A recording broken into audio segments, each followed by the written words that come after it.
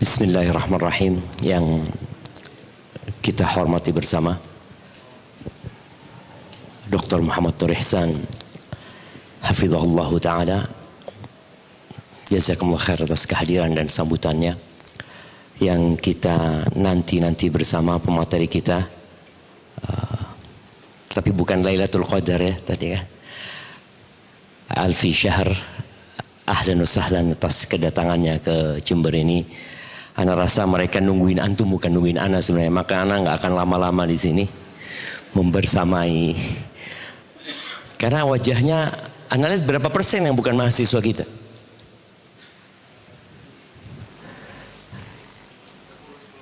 Hanya 10%.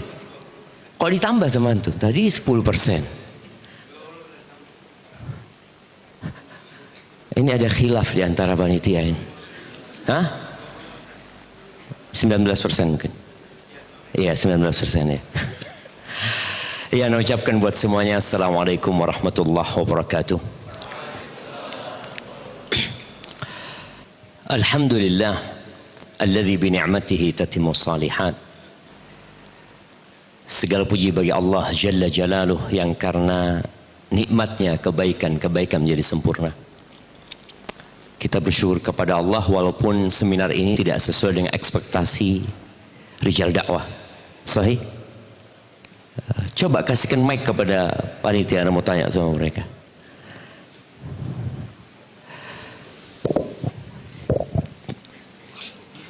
Nah, pegang. Antum berharap berapa persen seharusnya yang bukan mahasiswa? 50 ke atas sebenarnya. Keinginannya 50 ke atas. Keinginannya. Cuman mungkin masih belum dapat pasarnya lah. Emangnya jualan itu? Enggak. Jadi tidak sesuai dengan harapan. Betul. Tapi apa yang antum rasakan? Bahagia. Walaupun tidak sesuai harapan tetap bahagia. Iya. Mau gimana lagi gitu? Mau gimana lagi? Sahih. Jazakallahu khair. Ya, itulah jamaah, mau gimana lagi kita menghadapi hidup ini. Kita bersyukur kepada Allah atas nikmatnya. Wassalatu wassalamu ala khairil bariyah sayyidina wa maulana Muhammadin wa ala alihi wa ashabi ajma'in, amma ba'd.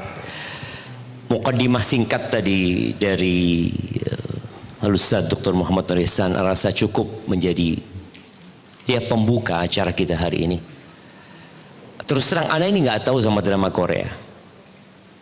Kalau ditanya yang mana drama Korea, nggak tahu gitu loh. Tapi MC kayaknya tahu banget. Mana MC-nya tadi? Iya. Saya bisa jelaskan. Antum tahu dari mana gitu loh? Terkadang di TikTok itu suka banyak potongan-potongannya gitu. Jadi belajar riset dari situ aja. Guru antum TikTok jadi? Kayaknya perlu di SP1 ini mahasiswa. Waduh. Nah. Iya, jadi yang kita bicarakan bukan drama Korea. Karena terus terang kalau bicara drama Korea, ana nggak bisa ngomentari ya. Ana tanya sama putri ana, apa sih sebenarnya realita yang terjadi di Korea sana? Karena setiap negeri itu tatkala membuat industri entertainment tadi, sebenarnya tujuannya untuk menghibur rakyatnya yang hidup menderita. Tatkala Hollywood membuat video tentang Rambo, mungkin yang tahu ya Ustaz Muhammad kayaknya ini generasi masa lalu yang tahu tentang Rambo ya. Hah? Nggak tahu Rambo. Rambo itu jagoan Ustaz. Jagoan yang dibuat oleh Amerika dalam film untuk menghibur rakyatnya, bahwa mereka punya seorang pahlawan yang namanya Rambo.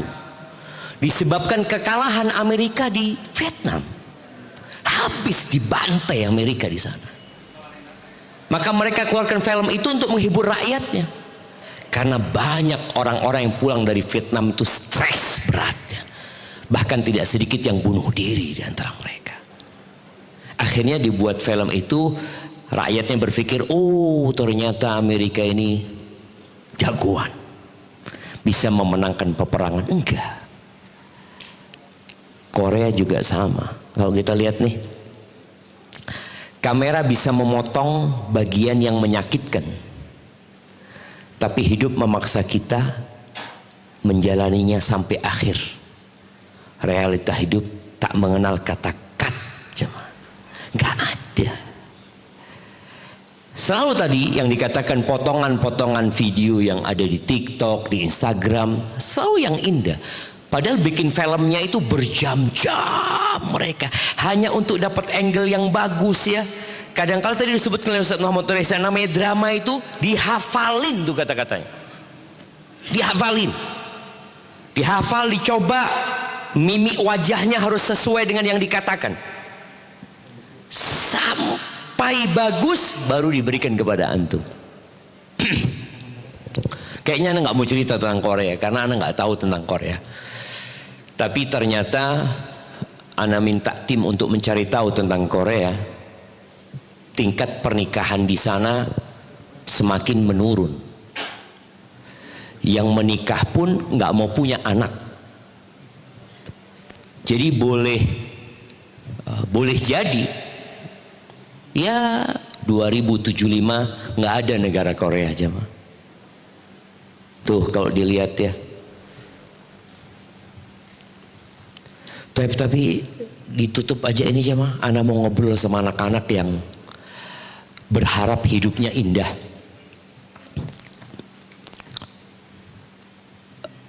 $50.000 tahun sebelum penciptaan langit dan bumi, ada sebuah kejadian yang kalau kita ingat dengan kejadian itu, apapun yang terjadi sama antum yang tidak sesuai dengan realita, antum akan tenang hidupnya. Apa kejadian itu jemaah? 50.000 tahun sebelum bumi ini ada. Bahkan nama kita pun belum tertulis pada saat itu. Sebelum langit yang menjadi atap buat bumi, yang kalau malam hari kita melihatnya indah ya, tapi kadang-kala berkabut, kadang-kala ada awan tebal yang membuat kita tidak bisa menikmati langit itu. Penulisan takdir.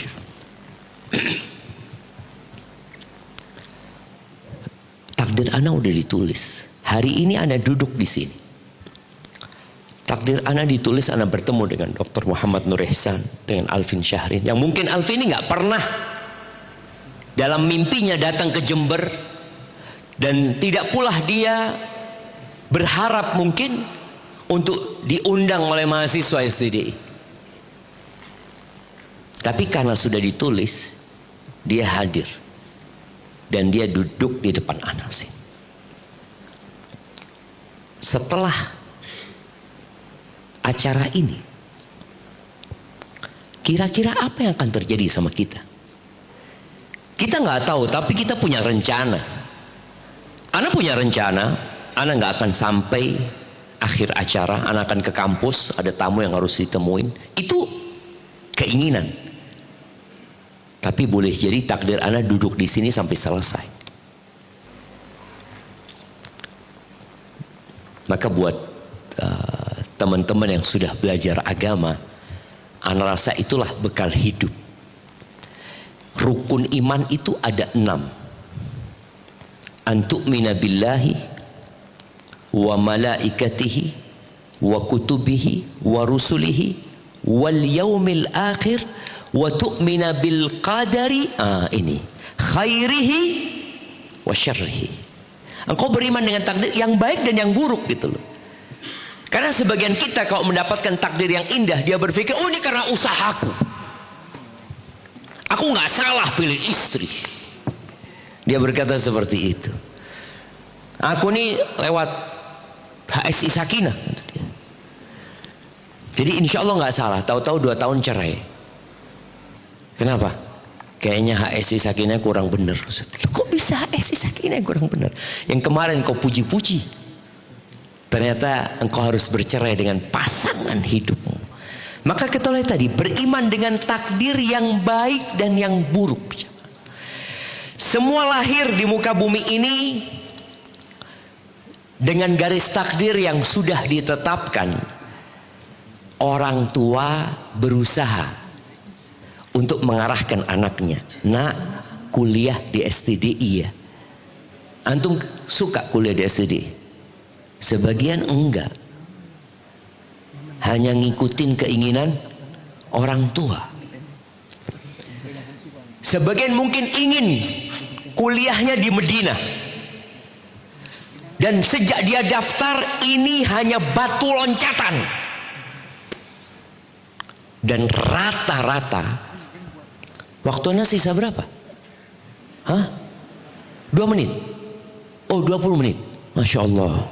Soalnya ngangkat itu nggak ada tulisan 20 menit itu.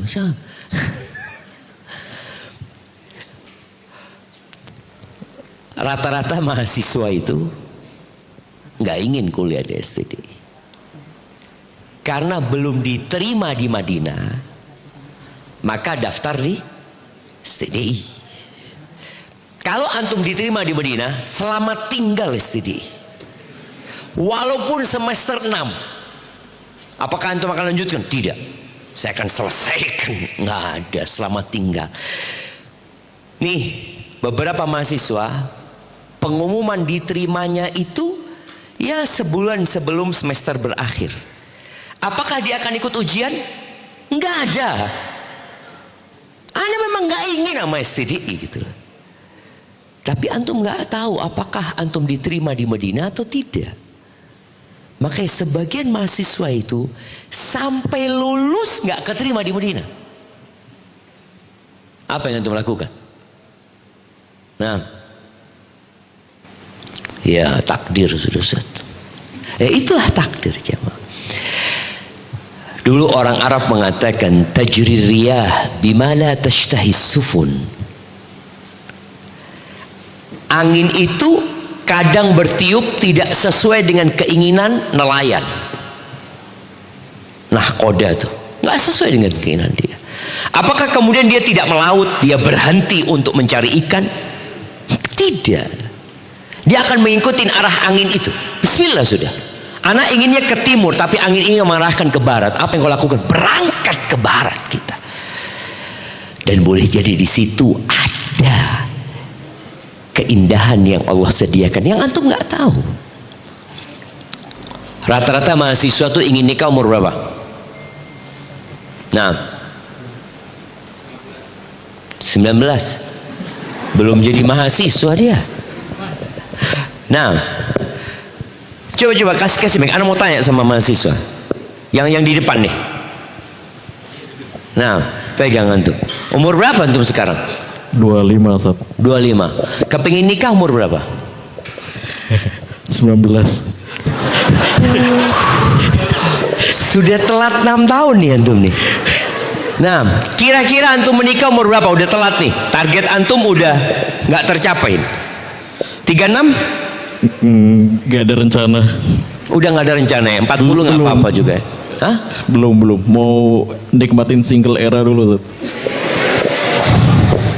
Katanya 19 antum. Ana takut antum menikmatin masa single itu sampai umur 45. Mungkin nggak? Maybe.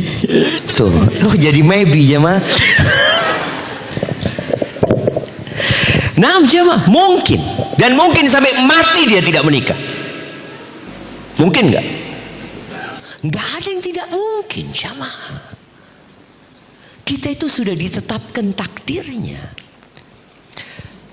Ya, tapi tetap Ustaz Muhammad tadi menjelaskan ya, bahwasanya namanya roja, yang namanya harapan itu tetap harus ada usaha. Bagaimana antum berusaha semaksimal mungkin. Ketika usaha sudah maksimal dan antum gantungkan kepada Allah, apapun yang terjadi, yakin fa inna ma'al usri yusra. Ya, kalau sekarang aku susah, sekarang aku sulit, seorang mukmin itu harus berharap kepada Tuhan yang mengatakan bentar lagi nanti kemudahan, bentar lagi. Dan itu harus ada di diri kita. Fa inna ma'al usri yusra. Inna ma'al usri yusra. Sayaj'alullahu ba'da usrin yusra. Allah akan jadikan. Hanya saja sebagian kita tatkala di masa sulit dia lupa sama Tuhannya. Dia putus asa. Dia berpandangan yang tidak-tidak. Padahal semua orang mengalami kehidupan yang sama. Maka tadi beriman dengan takdir menjadi modal utama. Yang kedua, jangan pernah membandingkan hidupmu dengan orang lain. Jangan. Jangan bandingkan rambutmu dengan rambut kawanmu. Kita kadang-kadang melihat rambut kawan kita, ya Allah, indah banget rambut dia, rambutku enggak. Maka antum akan hidup menderita. Walaupun yang antum dapatkan, yang antum ingin sudah antum dapatkan. Karena antum punya prinsip, anak akan menjadi orang lain. Aku ingin menjadi seperti fulan, fulan, fulan. Makanya jangan tonton drama Korea. Jangan. Kalau lewat ketika engkau buka media sosial, jangan diberhentikan. Lewatin saja. Tapi kalau lewat kajian Ustadz Muhammad Nur Ihsan, berhenti. Kira-kira antum lakukan itu? Tidak. Kalau Ustadz Nur Ihsan lewat, malah antum skip. Udah sering ketemu sama beliau ini, berarti. Itu yang terjadi sama kita, jemaah. Maka subhanallah, Rasul sallallahu alaihi wasallam mengatakan, kalau engkau harus membandingkan hidupmu, dan manusia punya keinginan untuk membandingkan hidupnya. Kata Nabi SAW, unduru ila man huwa asfala minkum. Lihatlah kepada yang di bawahmu. Mesti ada orang yang lebih susah dari engkau. Wala tanzuru ila man huwa fawqakum. Jangan pernah melihat kepada yang di atas. Kenapa? Fahuwa ajdaru an la tazdaru ni'matallah alaikum. Itu akan membuatmu tidak meremehkan nikmat yang Allah berikan kepadamu. Anak ingat, anak punya kakek ketika haji. Kakek anak tidak putih, tapi ketika haji dia kumpul sama orang-orang kulit hitam. Dia taruh tangannya, dia, ya Allah, putih ternyata aku, ya Allah, kata dia. Dia melihat kepada yang di bawahnya. Tapi yang terjadi sama kita tidak. Iklan-iklan di televisi, iklan-iklan apa buat harim-harim ini, skincare, selalu ditampakkan yang bening-bening. Dan dibandingkan di sana kulit sebelum pakai dan setelah pakai. Padahal itu hanya permainan. Ya tadi drama aja dia seperti itu. Dan boleh jadi yang sedang mengiklankan skincare itu nggak pernah pakai skincare itu. Banyak penipuan dalam kehidupan ini. Maka tadi kalau engkau harus membandingkan, bandingkan dengan yang di bawahmu dalam urusan dunia ini. Yang ketiga,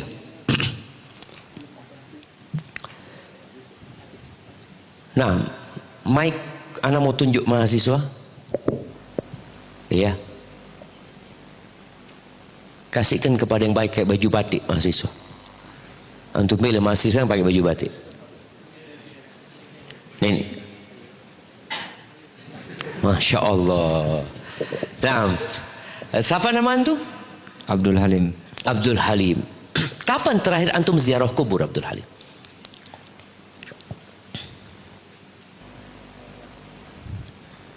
Setahun yang lalu. Subhanallah. Kenapa? Soalnya nggak ada yang perlu diziarahi. Bid'ah apa ziarah kubur itu? Kenapa Abdul Halim? jarang pulang ke kampung. Oh, jadi antum ziarah kubur kalau di kampung aja? Di sini banyak kuburan, nggak kelihatan antum? Hah? Nggak kenal sama yang mati di sini gitu kan? Iya. Siap, jazakallah khair. Barakallahu fikum. Ziarah kubur jam. Nabi alaihi salatu wasallam mengatakan, kuntu nahaitukum an ziyaratil kubur ala fazuruha. Ziarahi kubur sekarang. Fa innaha tudzakkirul akhirah. Ziarah kubur itu mengingatkan kepada akhirat. Kehidupan sekarang membuat kuburan itu tidak terlihat. Manusia ketika berpikir dunia materialistis, dia akan jauhkan kuburan dari kota. Di Jember ini ada pasar-pasar yang dulunya kuburan. Anak ingat di Gebang situ itu ada kuburan setiap di perempatan jemaah, di depan terminal, di depan pasar. Setiap orang lewat sana melihat kuburan. Bisa dibayangkan ya, pasar, kuburan, terminal. Orang akan ingat dengan akhirat jemaah. Lihat, aku akan ke sana seperti itu. Kulitku yang indah ini akan dimakan oleh belatung. Bola mataku akan keluar nanti. Bibirku juga seperti itu. Orang-orang akan melupakan aku. Kenapa aku sibuk mencari pengakuan dari manusia? Orang-orang yang bikin konten, apa tujuannya? Karena kalian ingin menunjukkan eksistensi dia. Engkau akan dilupakan. Engkau akan hilang dari muka bumi ini. Maka kita diperintahkan ziarah kubur. Engkau akan tenang. Allah Azza wa Jalla mengatakan sebagai penutup ya. Inna ja'alna ma'alal ardi zinatan laha linabluwahum ayyuhum ahsanu amala. Kata Allah, kami menjadikan semua yang ada di muka bumi ini zinatan laha, perhiasan indah, enak dilihat. Apa tujuan semua itu? Linabluwahum ayyuhum ahsanu amala, untuk menguji siapa di antara mereka yang paling baik amalannya. Wa inna laja'iluna ma 'alaiha sa'idan juruza. Kata Allah, kami akan jadikan semuanya itu menjadi tanah kering tandus. Ya, semoga ketika antum membuat rencanakan yang indah. Jangan pernah rencana antum itu setengah-setengah. Mahasiswa gimana lulus cum laude. Kalau ternyata nilainya nggak sampai situ, alhamdulillah. Antum bersyukur kepada Allah dan tambah semangatnya, berdoa semoga Allah mudahkan semuanya. Itu mungkin dapat Anda sampaikan karena Anda berharap saudara kita Alvin Syahrin lebih banyak bersama antum di sini. Apalagi dia umurnya nggak terlalu jauh dari antum. Nah, Alvin nikah umur berapa? Oh, sebentar lagi insya Allah. Jangan lupa undangannya ya. Ana yang khutbah nikah. Siap ya? Betul zaman. Insya Allah kita semua diundang di pernikahannya Alvin loh. Bismillah. Mungkin ngundang kita. Mungkin ya, insya Allah semua yang hadir di sini undangannya dari Ana dulu. Baik, jazakallah khair. Semoga Alvin bisa lebih membersamai antum untuk bercerita tentang kehidupan ini. Apalagi banyak tulisan-tulisan beliau yang menginspirasi mahasiswa, dan nasihat Ana, jangan lagi tonton drama Korea. Terus apa yang ditonton Ustaz? Kajian Ustaz Muhammad lah. Barakallahu fikum. Naam, tafadhal. Kami ucapkan terima kasih jazakumullah khairan kepada Ustaz Syafiq atas pemaparan materinya. Dan kita lanjut ke acara selanjutnya, yaitu adalah sesi tanya jawab. Kami persilahkan mungkin dari Ikhwan dulu yang ingin bertanya, silakan angkat tangan. Yang sebelah sini Mas. Silakan perkenalkan diri, dari mana, umur berapa, sudah menikah apa belum, ekspektasinya seperti apa, nggak ada yang bercanda.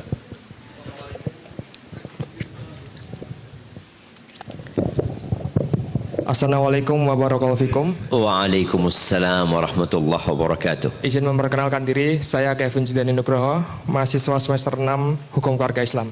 Masya Allah, belum keterima di Madinah? Belum Ustaz. Belum, insya Allah, moga Allah mudahkan gitu. Amin. Izin bertanya Ustaz. Nah, sebagaimana dalam nas-nas syar'i bahwa menikah akan memudahkan rezeki, meskipun sebelumnya orang tersebut fakir. Seperti pada firman Allah SWT dalam Quran surat An-Nur ayat 32. Iyakunu fuqara'a yuknihumullahu min fadlih. barakallahu fikum. Namun, menurut laporan statistik Indonesia yang saya lansir dari Databox, ada sebanyak 516.344 perceraian terjadi di Indonesia pada tahun 2022. Dan di antara banyak penyebabnya, penyebab ekonomi menduduki nomor 2 penyebab perceraian terbanyak, yakni sebanyak 110.932 kasus atau setara 24,75%. Lantas mengapa? Apabila menikah memudahkan rezeki, namun banyak perceraian yang disebabkan oleh ekonomi. Bagaimana memahami dan mengamalkan firman Allah pada Quran Surat An-Nur ayat 32 tersebut? Jazakumullahu khairan. Kayaknya anak harus berdiri jawab ini jemaah. Taib. Kalau bicara firman Allah, maka kita yakin kebenarannya. Jaminan dari Allah berkaitan dengan kemudahan rizki yang diberikan itu bersyarat. Kadangkala kita itu lupa dengan syarat dan ketentuan. Betapa sering orang mendapatkan bonus, dia datang tuh mengklaim saya dapat bonus, kata. Siap bapak duduk, kata dia. Setelah dia duduk, bapak dapat bonus insya Allah 20 juta. Iya. Syaratnya baca syaratnya bapak. Iya. Belum menikah. Oh iya ya. Dia tidak membaca bahwasanya syaratnya belum menikah, tapi dia mengklaim aku berhak mendapatkan hal itu. Apabila benar orang itu ingin dicukupin sama Allah Azza wa Jalla, dia perlu niat. Kadangkala orang menikah, tadi yang disebutkan banyaknya perceraian, mereka menikah tanpa niat yang benar. Apa niat yang benar? Nabi SAW ketika menyebutkan ada tiga manusia yang Allah akan kasih jaminan, Allah akan bantu mereka. Salah satunya adalah an-nakih lil afaf, menikah untuk menjaga kehormatan dirinya. Jadi dia datang melamar. Banyak orang yang menikah setelah berzina, dia menikah. Setelah pacaran bertahun-tahun dia menikah. Kemudian dia berpikir kalau dia menikah dengan fulana dia akan hidup penuh dengan kebahagiaan. Ternyata enggak. Suamiku penghasilannya sedikit, istriku juga tidak membantu, ribut bercerai. Tapi ketika seorang menikah untuk menjaga kehormatan dirinya, berarti dia tahu dia menikah dalam rangka mendekatkan diri kepada Allah Azza wa Jalla. Jadi itu masalahnya. Kemudian kalau bicara masalah ekonomi, jemaah, seperti apa sih harapan orang-orang ketika menikah? Nah, coba kasihkan mic ke Kevin lagi. Balikin lagi ke dia tuh mic-nya.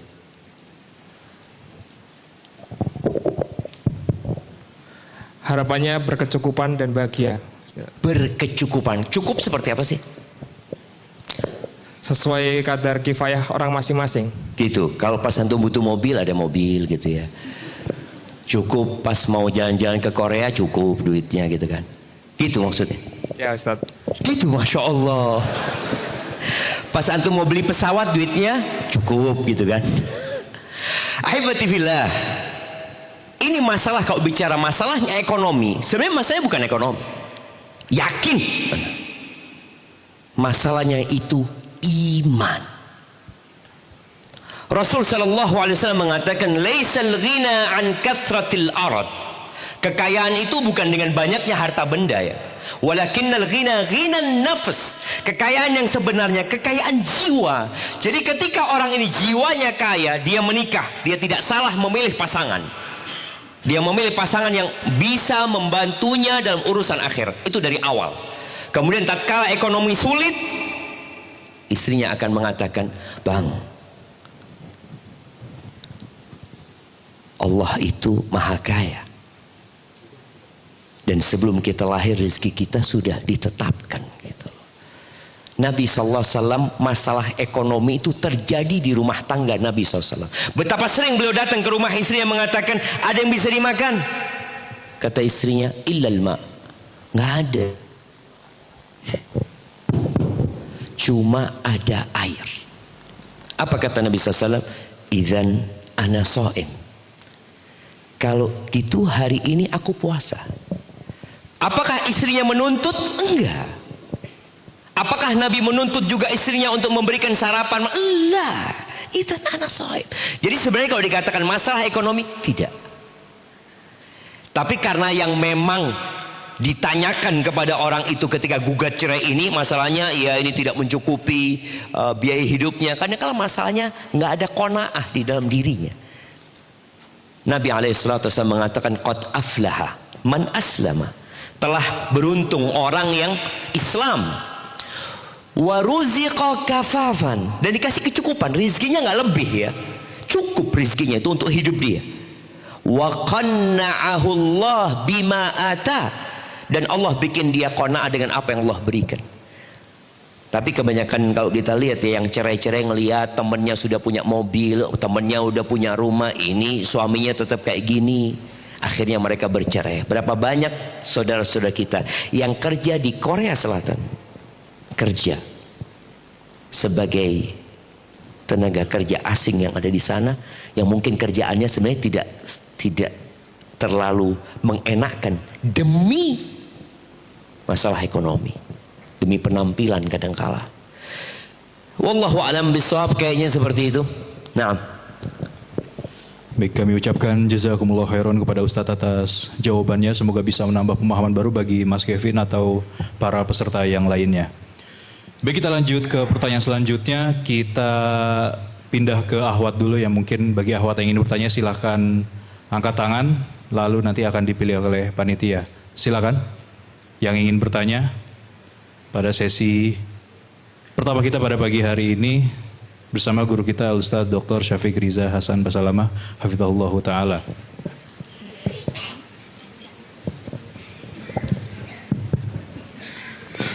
Baik Ustadz, ini ada titipan pertanyaan dari salah satu peserta.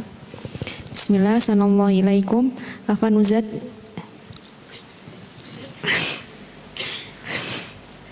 Ustadz izin bertanya, bagaimana cara praktis untuk tetap sabar dan bersyukur ketika melihat orang lain sepertinya lebih sukses menurut standar dunia? Dan apakah ada tips dari Rasulullah Sallallahu Alaihi Wasallam untuk menerima kenyataan pahit tanpa kehilangan semangat beribadah? Jazakumullahu khairan. Subhanallah jamaah. Iya.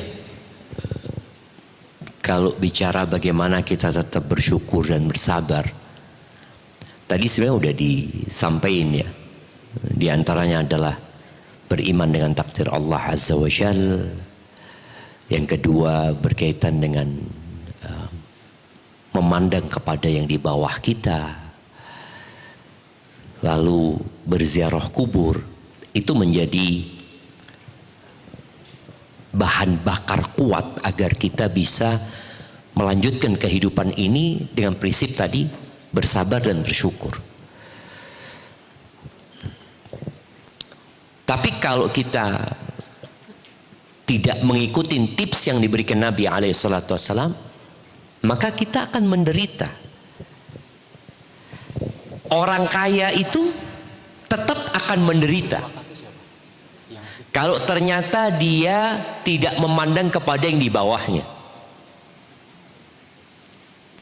Sampai ada cerita salah satu dari salafus saleh ya, dia mengatakan, aku itu kumpulannya orang kaya. Biasalah orang kaya kumpulnya sama orang kaya. Ketika kumpul sama orang kaya, aku selalu merasa kurang. Temanku baru beli mobil, temanku baru beli ini, beli itu, macam-macam. Akhirnya dia diingat dengan wasiat Nabi SAW. Wasiat Nabi kepada Abu Dzar itu, Ausani bihubbil masakin waddunu minhum. Aku dikasih wasiat agar aku cinta kepada orang-orang miskin dan duduk sama mereka, dekat sama mereka. Akhirnya kata orang ini, ketika aku duduk sama fakir miskin, wallah aku sangat bersyukur kepada Allah Azza wa Jalla. Maka rubah kumpulanmu. Ketika kumpulannya perempuan-perempuan yang hanya memamerkan kekayaan, yang ketika datang dia bawa tasnya, ketika tanya dia tunjukkan gelangnya. Kan ada orang yang bicara selalu yang dia lihat, oh baru beli ya, Berapa harganya? Maka hindarin itu. Engkau akan bersyukur. Kumpullah sama orang-orang miskin. Dan ana merasakan sendiri dalam rumah tangga ana. Dulu jemaah, ada satu mahasiswa. Ya banyak mahasiswa yang susah hidupnya. Ada satu mahasiswa. Ana pesen sama istri ana, tolong datang ke rumahnya. Dia datang ke rumah. Setelah datang dia laporan, bang. Subhanallah bang. Itu punya uang hanya sisa 2.000 rupiah. Dan gak tahu yang mau dimakan hari itu. Sudah berkeluarga mahasiswa. Kemudian di rumahnya bang, ya Allah kayak kandang ayam rumahnya bang. Ketika orang seperti ini, maksudnya dia datang ke tempat orang-orang susah, engkau akan bersyukur kepada Allah. Kemudian jangan masuk pasar kecuali ada perlunya. Pasar itu tempat yang paling dibenci sama Allah Azza wa Jalla. Ketika ada perlunya silahkan. Dulu generasi Ustadz Muhammad, ana ya, kita ke pasar, ada orang-orang ke pasar itu tujuannya bukan belanja. Tapi apa? Cuci mata. Dulu gitu istilahnya. Ngapain? Jalan-jalan lama. Cuci mata. Mereka mungkin cuci mata ngelihat yang haram-haram atau ngelihat yang halal. Ngelihat barang-barang yang dijual ini dan itu. Sekarang pasarnya ada di tangan kita. Jangan pernah masuk ke Shopee, ke Tokped, apalagi marketplace yang ada. Jangan pernah masuk ke sana kecuali engkau punya niat mau beli sesuatu. Aku mau beli sandal. Udah, tulis sandal. Benar cuma. Kalau enggak kita diteriak-teriakin video ini ada yang live ini kayaknya murah ini bagus kayaknya. Jangan. Insya Allah dengan cara seperti itu akan bersyukur. Anak punya anak karena dia suka ikan, kadang-kadang dia ngomong sama bapaknya, bah pinjem bah. Dia kelas 3 SD, mau ngapain? Mau lihat-lihat aja. Terus ya mungkin masukin keranjang nanti bah, kata dia. Awalnya mau lihat-lihat, dia suka ikan, akhirnya dia mau beli ikan. Enggak, jangan Yusuf. Yang ada ini dilihat. Ikan yang di akuarium itu, ini yang dilihat. Jadi subhanallah, ketika orang itu melihat kepada yang tidak dia miliki, maka dia akan kehilangan yang dia miliki. Ana ulangin. Ketika seorang melihat kepada sesuatu yang tidak dia miliki, maka dia akan kehilangan apa yang dia miliki. Dia sudah punya motor, tapi tatkala dia melihat kepada motor orang lain, hilang motor dia ini, nggak ada. Pakaian sama, handphone pun sama, hilang, nggak ada harganya handphone ini. Maka tolong yang ada jadikan sebagai bahan kebahagiaan, tanpa memandang kepada yang lainnya. Jadi seperti itu. Pertanyaan kedua apa?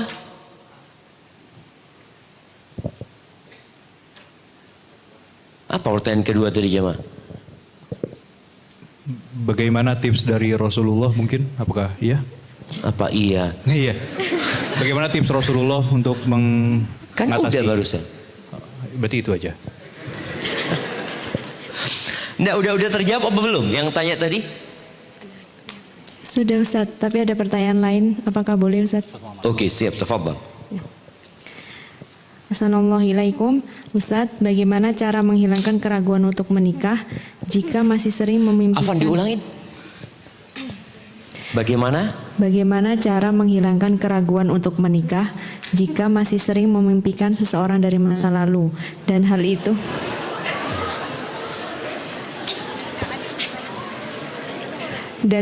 membuat saya takut untuk melangkah, dan bagaimana sebaiknya menyikapi hal seperti ini? Jadi dia punya kenangan indah, gitu. Betul. Coba dia menyembunyikan, dia masih punya rasa sama. Mohon diulangin. Nah, tafadhali. Iya Ustaz. Apanya yang iya? Ya, dia ini ragu mau melangkah untuk menikah. Disebabkan Karena masih memikirkan orang lama. memikirkan orang lama. Ya, Udah nikah belum orang lamanya? Belum. belum sepertinya. Nah, ahibati fillah, kembali kepada yang kita bicarakan tadi, beriman dengan takdir Allah Azza wa Jalla. Ketika engkau memang masih ingin dengan laki-laki tersebut, boleh jadi perempuan ini pernah suka dengan seorang laki-laki. Makanya juga ini heran, terlalu dekat ini ikhwan sama akhwat ini. Sof yang paling dibenci sama Allah buat laki-laki yang mana? Yang paling akhir itu ada roja di situ. Raja-raja itu sof paling buruk di sana itu kan. Nah, sof yang paling buruk buat wanita yang paling depannya.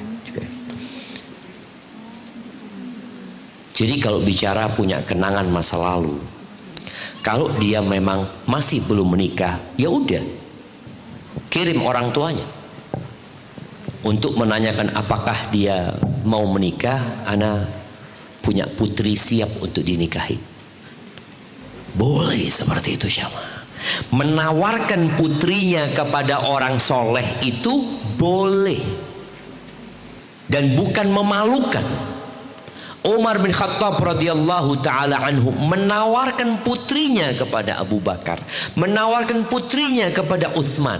Padahal Abu Bakar sudah punya istri, Utsman sudah punya istri, tapi ditawarin putrinya. Kalau sekarang apa kata orang? Kalau menawarkan putrinya kepada laki-laki yang sudah punya istri, ya ini anak bapak pelakor semua seperti itu. Mereka berpikir enggak jemaah. Maka tadi yang pertama, memang kata Nabi SAW, lam yura lil mutahabain mithla nikah. Belum pernah dilihat ya obat yang mujarab untuk orang yang saling mencintai itu yang lebih dari nikah. Jadi ketika seorang suka, ya udah nikah. Tapi jangan hanya dengan dasar cinta. Tetap syarat-syarat, bukan syarat-syarat, kriteria-kriteria yang disebut oleh Nabi SAW itu perlu menjadi patokan ketika memilih pasangan. Kalau engkau melihat memang laki-laki itu soleh, bismillah, minta orang tuamu untuk berangkat untuk menjumpai laki-laki tersebut. Boleh jadi dia mau menikah, boleh jadi dia menunggu memang. Kalau memang dia suka, atau boleh jadi enggak. Ya kalau sudah enggak, engkau putuskan tidak. Jangan hidup dalam hayalan. Jangan berharap sesuatu yang sudah jelas enggak mau. Maka perlu dipastikan. Pastikan, oh ternyata enggak, dia enggak mau. Sudah bismillah. Semoga Allah kasih ganti buat engkau yang lebih baik. Dan barang siapa yang meninggalkan sesuatu karena Allah, Allah akan kasih ganti yang lebih baik. Kemudian kita tahu dalam agama kita ada yang namanya istikharah. Musyawarah, istikharah. Dan kalau sudah istikharah, yakin pilihan Allah lebih baik daripada pilihan kita. Hadza wallahu a'lam bissawab. Nah.